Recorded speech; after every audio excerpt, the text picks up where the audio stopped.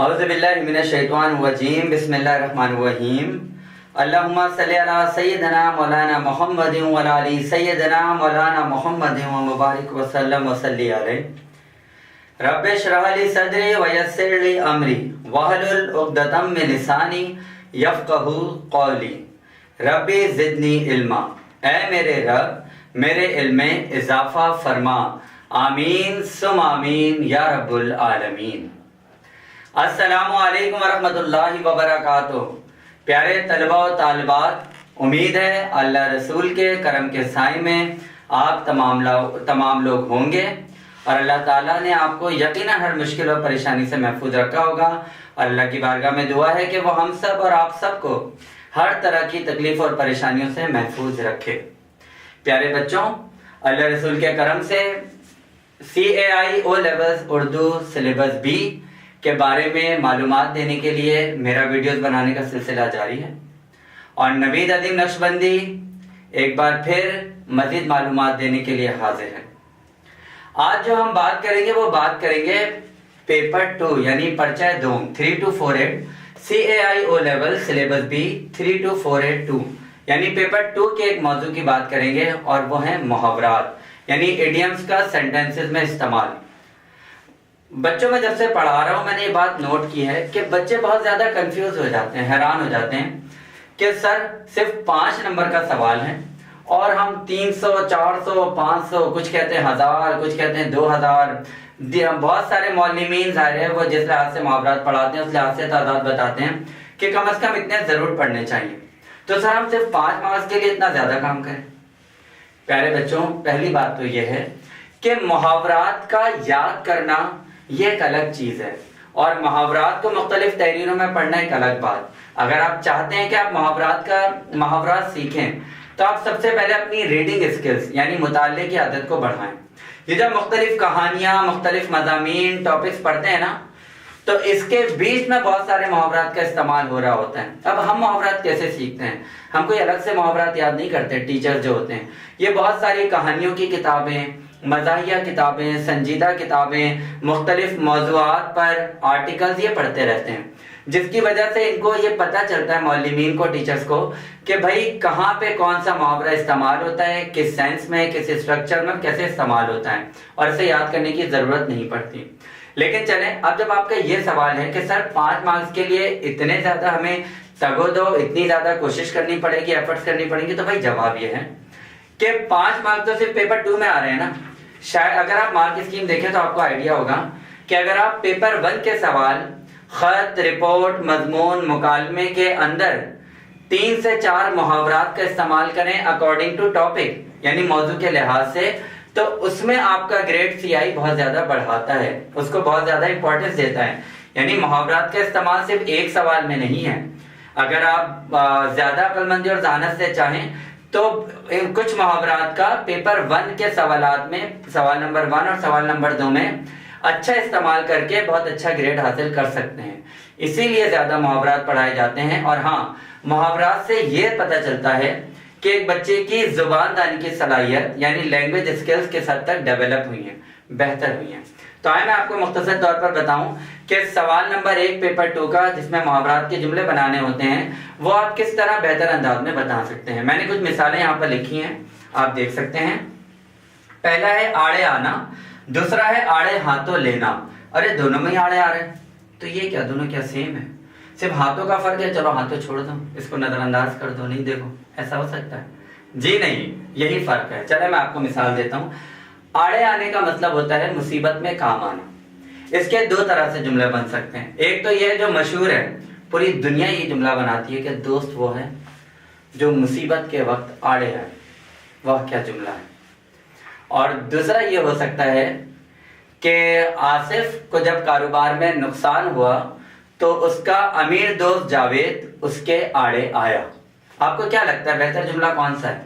دیکھیں، پہلے والا جملہ ایک ایڈوائس ٹائپ کا جملہ ہے، ایک ایڈوائس ٹائپ کا، یہ ایک جنرل اوپینین ہے، ایک عام رائے ہے کہ دوست وہ ہے جو مصیبت میں آڑے آئے۔ جبکہ دوسرے جملے میں ایک ایونٹ کا پتہ چل رہا ہے، ایک واقعے کے، کہ کوئی واقعہ ہوا ہے۔ تو اگر آپ کوئی واقعے والا جملہ بنائیں گے نا تو اس میں زیادہ وضاحت ہو جائے گی۔ جیسے آصف کو کاروبار میں نقصان ہوا تو اس کا امیر دوست ارشد اس کے آڑے آیا. اب یہ ایک چھوٹا سا واقعہ ہو گیا. اس میں اس محاورے کے میننگ زیادہ کلیئر ہو رہے ہیں, زیادہ واضح ہو رہے ہیں. اور ہاں, محاورے میں ریزن کا ہونا, وجہ کا ہونا ضروری ہے. جیسے اگر آپ یوں لکھیں گے کہ آصف کا امیر دوست اس کے آڑے آیا, تو اس کی وجہ کیا تھی؟ کیا وہ اچانک چل رہا تھا, اچانک آ کے اس کا ہاتھ پکڑ لیا, اس کی مدد کر دی؟ کیوں؟ ذہن میں فوراً آئے گا کیوں آڑے آیا بھائی, کیا اس کو کوئی خواب آیا تھا؟ نہیں. تو ریزن, وجہ ضرور لکھیں. یعنی آصف کو جب کاروبار میں نقصان ہوا, یہ ریزن ہو گئی کہ بھائی آصف کو کاروبار میں نقصان ہوا تو اس کا امیر دوست ارشد اس کے آڑے آیا. میں نام بدل رہا ہوں, مائنڈ نہیں کیجیے گا, بس نام مجھے یاد نہیں رہتا, ٹھیک ہے. اور آڑے ہاتھوں لینا. اب یہاں پر آپ دیکھیں, یہاں پر ہے ڈانٹنا. اب اگر میں جملہ یوں بناؤں کہ ملازمہ سے قیمتی برتن ٹوٹا تو مالکن نے اسے آڑے ہاتھوں لیا, تو یہ جملہ یقیناً واضح ہے, کلیئر ہے, کیونکہ اس میں ریزن ہے کہ ملازمہ سے قیمتی برتن ٹوٹا تو مالکن نے اسے آڑے ہاتھوں لیا, یعنی اسے ڈانٹا, برا بھلا کہا. ٹھیک ہے. اب دیکھیں جملہ ہم نے اس طرح کا بنایا کہ اس میں ہمیں پتہ چل رہا ہے آڑے آنا کی کیا مطلب ہے, اور اس میں ہمیں پتہ چل رہا ہے آڑے ہاتھوں لینا کیا مطلب ہے. دونوں میں وضاحت ہو گئی, اور ریزن ڈالنے سے جملے کے ایڈیم کا میننگ, ایڈیم کے معنی اور زیادہ واضح ہو جاتے ہیں, کلیئر ہو جاتے ہیں. اب اسی طرح ہم دو محاورات اور دیکھتے ہیں, جی بھر آنا اور جی بھر جانا. ارے صرف تھوڑے سے تو فرق ہے, جیم کا اور الف مدہ کا. تو ایسا نہیں ہے, دونوں محاورات کے بالکل الگ معنی ہیں. جی کہتے ہیں دل کو. اچھا, جی کے بدلے ادھر لفظ دل بھی استعمال ہو سکتا ہے. تو کسی بھی محاورے میں دل یا جی ہو تو آپ کنفیوز نہ ہو کہ شاید دل کا کوئی اور محاورہ بن گیا, جی کا کچھ اور. جناب دونوں ایک ہی ہیں. تو دل بھر آنا یا جی بھر آنا, تو اس کو آپ یوں بنا سکتے ہیں, جی بھر آنے کے مطلب ہوتا ہے رونا, اداسی محسوس کرنا. جیسے دادا کے انتقال کی خبر سن کر ندا کا جی بھر آیا, یعنی ندا رونے لگی, اس کو بہت زیادہ اداسی محسوس ہوئی. ٹھیک ہے. اور جی بھر جانے کا مطلب یہ ہوتا ہے کہ بوریت محسوس کرنا, اداسی محسوس کرنا. دیکھیں نا, روزانہ آپ بار بار سر نوید کی ویڈیو دیکھ رہے ہیں, کیا پتا آپ کا جی بھر چکا ہو, آپ کو بوریت محسوس ہو رہی ہو. بہرحال علم کی خاطر سن لیں, مہربانی. تو جی بھر جانے کا مطلب ہوتا ہے بوریت یا بیزاریت محسوس کرنا, بورنگ فیل کرنا, بیزار ہو جانا. جیسے اکثر بچے جملہ بناتے ہیں, گھر میں مسلسل ایک طرح کے ذائقے کے کھانے کھا کر ندا کا جی بھر چکا ہے. تو یہ جملہ صحیح ہے. کیوں صحیح ہے؟ کیونکہ اس میں ریزن واضح ہو رہی ہے کہ ایک طرح کی چیز تھی, ویسے بھی ہم مسلسل کوئی ایک کام کرتے رہیں تو ہم بوریت محسوس کرتے ہی ہیں. ٹھیک ہے. تو اس لیے ہر بندہ چاہتا ہے چینج, تبدیلی. نعرہ آپ کو پتا ہے آج کل ویسے اتنا ماشاءاللہ مشہور ہے. تو جی بھر جانا یعنی بوریت محسوس کرنا. جیسے صبح سے شام تک مسلسل ایک ہی موضوع پر کتابیں پڑھ کے آصف کا جی بھر چکا ہے, یعنی وہ بیزاریت محسوس کر رہا ہے. یاد رکھیں محاورے کا اصل لفظ یعنی جی اور بھر ویسے استعمال ہوگا. ورب میں آپ چینج کر سکتے ہیں, جیسے جانا کو بھر چکا ہے, جیسے بھر چکا ہے. جانا کی جگہ آپ چینج کر سکتے ہیں, لیکن محاورے کے اصل لفظ جیسے جی بھر آیا ہے, آنا کو آیا ہے کر دیا آپ نے. یعنی ٹینس کے لحاظ سے ورب کو آپ محاورے کے چینج کر سکتے ہیں. اور محاورات میں بہتری کے لیے آپ کے پاس جو حوالہ جاتی کتب ہیں آپ ان کا استعمال کریں. الحمدللہ میں نے محاورات کی ایک بک بنائی ہے, اگر آپ رابطہ کرنا چاہتے ہیں تو مجھ سے رابطہ کیجیے گا, یقیناً آپ کو اس سے بھی فائدہ حاصل ہوگا. آپ کو میری ویڈیو کیسے لگی ضرور بتائیے گا, اور اس کو سبسکرائب کیجیے گا. ویڈیو اگر اچھی ہے, معلوماتی ہے تو آگے ضرور شیئر کیجیے گا.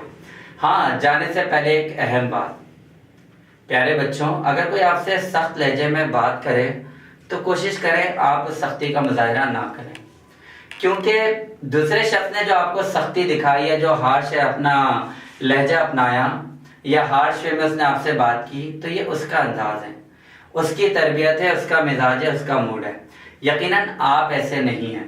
تو جو آپ کو آپ کے والدین نے سکھایا ہے, جو آپ اچھی تربیت حاصل کر رہے ہیں, آپ اس کا مظاہرہ کریں.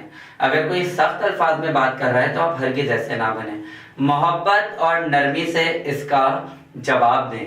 یقیناً آقا کل مختار کائنات حضرت محمد مصطفیٰ صلی اللہ علیہ وآلہ وسلم کی یہی تعلیمات ہیں. اللہ ہم سب کو اپنی امان حفاظت اور رحمتوں کے سائے میں رکھیں. آمین ثم آمین. السلام علیکم ورحمۃ اللہ وبرکاتہ. چلیں.